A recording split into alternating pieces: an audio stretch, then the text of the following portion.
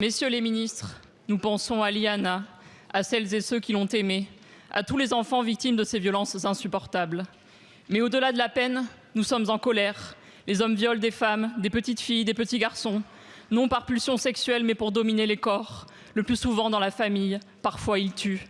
Monsieur Darmanin, cette affaire n'a rien d'un dysfonctionnement. 73% des plaintes pour violences sexuelles faites aux enfants sont classées sans suite. 70% ne génèrent aucun acte d'investigation. Cette affaire reflète le fonctionnement tristement ordinaire de la justice française. Et vous feignez de le découvrir et de découvrir que ces violences sont systémiques, que les corps des femmes et des enfants sont des objets dont les hommes peuvent disposer dans notre société, que les enfants parlent mais ne sont pas protégés. Il faut qu'ils meurent pour qu'enfin on les croie, alors que les militantes féministes et enfantistes alertent depuis des années. Alors que la Ciivise a listé 82 préconisations que vous avez enterrées, alors que vous êtes en responsabilité depuis 9 ans.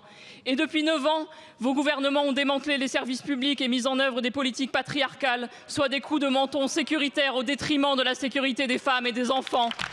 À présent, vous jetez en pâture les magistrats que vous avez noyés sous des dizaines de priorités pour vous défausser après avoir refusé d'entendre leurs alertes sur les moyens insuffisants de la justice. Pire, vous lancez une enquête sur les responsabilités qui ont conduit au drame. Ne craignez-vous pas qu'elle remonte jusqu'à vous, monsieur Darmanin? Mediapart nous apprend même qu'un rapport accablant vous a été remis il y a 4 ans sur les défaillances en matière de lutte contre la pédocriminalité. L'avez-vous seulement lu? Il est dans votre tiroir.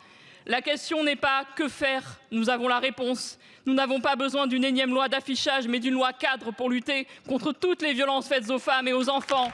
Un budget de 3 milliards et la prise en charge intégrale par la sécurité sociale d'un parcours de soins pour toutes les victimes. La question est plutôt: pourquoi avez-vous décidé de ne rien faire? Et quand assumerez-vous votre part de responsabilité en présentant votre démission? Merci Madame la députée.